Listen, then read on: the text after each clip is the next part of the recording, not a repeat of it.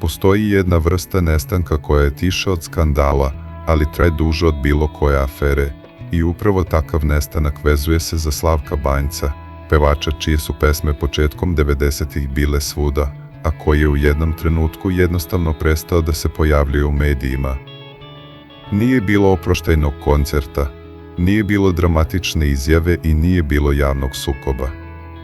Da bismo razumeli zašto se to dogodilo, moramo se vratiti korak unazad, u vreme kada je njegova karijera bila u usponu, kada je posle muzičkog obrazovanja i godina rada polako gradio ime na estradi, da bi pravi prodor doživeo početkom 90-ih, u periodu kada je zemlja prolazila kroz sankcije, inflaciju i političke tenzije, a muzika postala utočište ljudima koji su želeli barem kratak beg od stvarnosti. Njegove pesme, među kojima se posebno izdvaja Daleko negde ko zna gde, postale su veoma slušane, koncerti posećeni, a delovalo je da se nalazi na pragu najveće faze karijere. Međutim, upravo tada, kako je kasnije izjavljivao u intervjuima, pojavio se pritisak koji nije imao direktne veze sa muzikom, već sa političkim kontekstom tog vremena.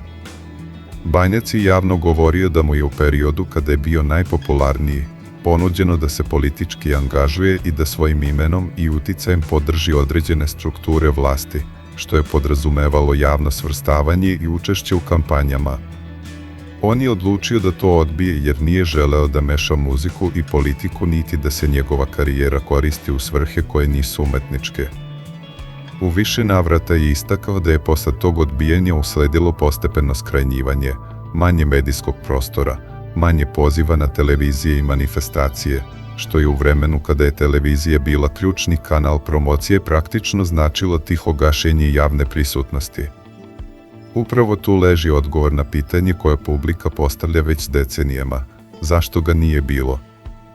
On nije nestao zato što više nije želeo da peva, niti zato što je izgubio publiku, već zato što, kako tvrdi, nije želeo da pristane na uslove koji su mu postavljeni i ta odluka ga je koštala kontinuiteta karijere, ali mu je po sopstvenim rečima sačuvala lični integritet. Važno je napomenuti da Banjac nikada nije gradio imidž političke žrtve niti je vodio javne obračune. Nije izlazio sa senzacionalnim detaljima niti imenovao konkretne ljude, već je o tom periodu govorio mirno, naglašavajući da je svako vreme nosilo svoje pritiske i da je on izabrao put koji je smatrao ispravnim. Nakon povlačenja sa scene okrenuo se privatnom biznisu i životu van reflektora, što je dodatno podgrejalo razne glasine, pa su se pojavljivale i priče da je doživeo nesreću ili da više nije živ, što je apsurdno dovelo do toga da se u jednom trenutku u javnosti pojavi da bi demantovao sopstvenu smrt. Godine su prolazile, muzička scena se menjala, nove generacije su dolazile, ali njegove pesme nisu nestale. Nastavile su da žive kroz radio stanice, privatne proslave i sećanja publike koja je odrastala uz njegov glas, i upravo to je pokazalo da medijska tišina ne znači nužno i zaborav. Kada se posle više od 2 decenije ponovo pojavio pred publikom, interesovanje je bilo veliko jer je njegova priča već dobila dimenziju misterije, a on je tada ponovo ponovio da nikada nije želeo da bude deo političkih struktura i da je zbog toga platio cenu, ali da se ne kaje jer je ostao dosadan sebi. Ovaj deo priče mnogima je najzanimljiviji upravo zato što daje konkretno objašnjenje nestanka i stavlja ga u širi kontekst 90-ih, vremena u kojem su brojni javni ljudi bili suočeni sa izborom da li će svoju popularnost staviti u službu politike ili će pokušati da ostanu po strani. U slučaju Slavka Banjca, taj izbor je značio distancu od estradnog vrha, ali nije značio kraj muzike, jer je nastavio da peva, da stvara i da nastupa onda kada je to bilo moguće bez uslovljavanja.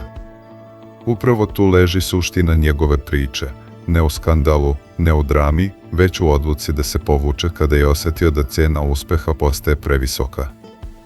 Zato se njegov povratak na scenu ne doživljava samo kao nostalgija za 90-im, već i kao potvrda da publika pamti autentičnost, da pesme koje su nastale bez političkog predznaka mogu da traju duže od bilo koje vlasti i da nestanak ponekad nije poraz već pauza koja otkriva koliko je nešto zaista vredelo.